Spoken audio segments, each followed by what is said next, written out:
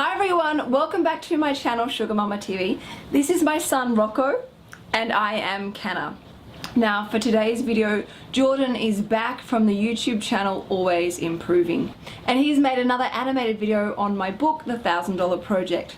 Now if you don't know what the $1,000 Project is, it is where I became really savvy with money, really mindful with money, and I hustled, worked, earned, created, manifested parcels of $1,000 at a time that I put towards a big financial goal, and I ended up saving and investing $32,000 over 12 months. And then I did it all over again and saved and invested $36,000 over 13 months.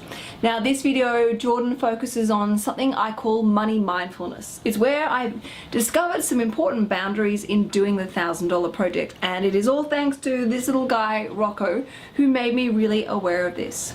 So if you haven't subscribed to my channel, make sure you do, but as I always say, make sure that notification button is switched on, and also switched on, and also go and check out Jordan's channel Always Improving. It is amazing, and he's a fantastic way of explaining some really valuable books around personal growth, financial wealth creation, and just general happiness in this world.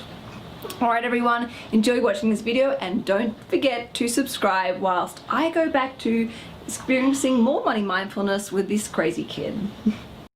How would you like to get more of exactly what you want for less money? Sounds good. Well, this video will help you do exactly that. Hi, I'm Jordan from Always Improving, and this is the second video of 3 that I'm doing for Sugar Mama TV. If you find these videos useful, please consider subscribing to my channel by using the link in the description of this video. I make animated videos helping you to improve your happiness, health, wealth and relationships. Now, let's begin. This month, what is the one product you spent the most money on? Have a think and see if you can remember. Something may jump straight into your head, and if it does, that's great, but you might also be a little unsure. Maybe you have no idea at all.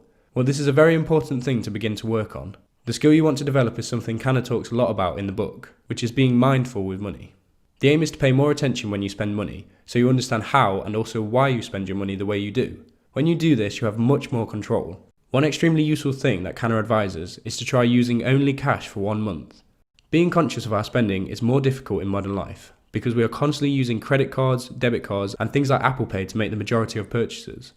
When we do this, there is no physical representation of what we have to give up in exchange for what we are purchasing. This means that it's much easier to forget and ignore where your money is going. Using cash for a month gives you something tangible to focus on. It will help you notice patterns you have when spending money. If you don't want to try this, then at least try to pay more attention when you are spending money. Writing down all purchases you've made in a day will help you to understand how you spend. So now that you have a clearer picture of how you spend money, the next step is understanding why you are spending. Most of us believe that we make decisions based on logic, and when we buy something, we actually want to do it. That's not quite true. We make a lot of decisions based on emotions. We've all been there. When you buy something and later that day you regret having done so. We buy something because of the positive emotions we think it will bring to us. Our motivations for buying things are not always clear, and our emotions distort our logical thinking when we spend money. The best place to start when beginning to understand why you spend money is by asking questions. Start with the obvious. Why am I buying this? Spend time thinking of your answer. Sometimes you realise there isn't really a reason, you are just doing it due to habit. You go into your favourite shop and feel the urge to buy something even though you don't actually need anything. Other things to ask yourself are, do I really need this? Is this a want or a must-have? Can I get what I'm hoping to get from this purchase in a better way? That last one might sound a bit odd. Can I get what I was hoping to get from this purchase in a better way? Let's say for example that you want to buy a new item of clothing. You want to buy it because you think it will make you feel happier and more confident when you're wearing it. So even though you're buying an item of clothing, what you're actually trying to get is happiness and confidence. Let's look at the question again. How can I get what I'm hoping to get from this purchase in a better way? So can you get happiness and confidence in a better way than purchasing this item of clothing? I believe you can. In this case, learning about confidence and happiness would be a much better way of getting them, because both of those things come from within, so they can't be bought. I have videos on both these topics on my channel, one on a book called The Subtle Art of Not Giving an F by Mark Manson, and another on a book called The Inside Out Revolution. There'll be links in the description if you're interested in those. So you could watch those or other YouTube videos for free, and you'll get much more confidence and happiness, and you wouldn't have to buy a thing. So when you ask yourself questions, it helps you to understand what you actually want, and then you can get that in a better way. Sometimes you'll find that after asking the questions, the purchase really is a good choice, and it will get you what you want. The perfect example for this from the book is when Canna is deciding whether to pay someone to clean her house or to clean it herself. What she found was, when she cleaned her house, yes, she did save money, but it meant spending less time with her son Rocco, which of course is very important to her.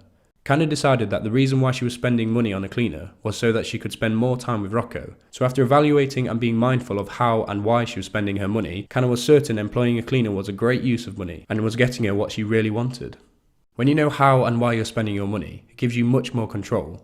This is not about limiting yourself. It's about putting money towards getting more of what you actually want instead of wasting it. Try it for yourself and see how you get on. Sock wrestling. Have you ever heard of it? No?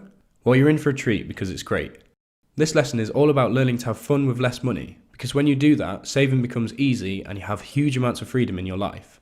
Saving can sometimes feel like you're putting a limit on your life, limiting your fun, and that's why people can sort of rebel against it and say things like, well, I'm enjoying myself, and then justify spending a lot more money. If you learn to have fun without needing to spend much, then you won't get that sense of limitation. When you need less money to have fun, you create so much freedom because you don't need to earn as much and therefore you don't have to spend as much time working, so you can spend time having fun instead.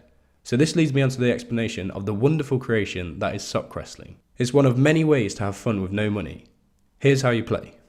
Usually it's 1v1, but you can have more if you like. As you can imagine, there's no official rules to this wonderful sport.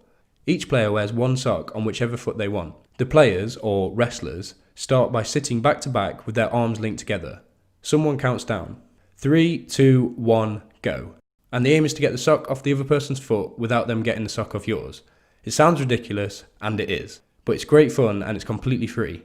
In the past, I worked for a company called the Bushcraft Company. The job was working on kids' camps, teaching kids how to make fires, traps, and shelters in the woods. Obviously, the job attracts people who don't really need much to survive and also have fun. One day when a load of camps finished at the same time, everyone was enjoying relaxing and we all had a few cheap beers and ciders. People were sitting around and chatting, and we had a trampoline we'd found on a free cycle website where people give things away they no longer want for free. We had great fun sock wrestling on the trampoline. Others would watch and cheer on the competitors. We had such a laugh and the amount of money we spent was next to nothing and the enjoyment was huge. So you can definitely have a go at sock wrestling, but you should also start developing your own list of things that are free and low cost that you really enjoy doing.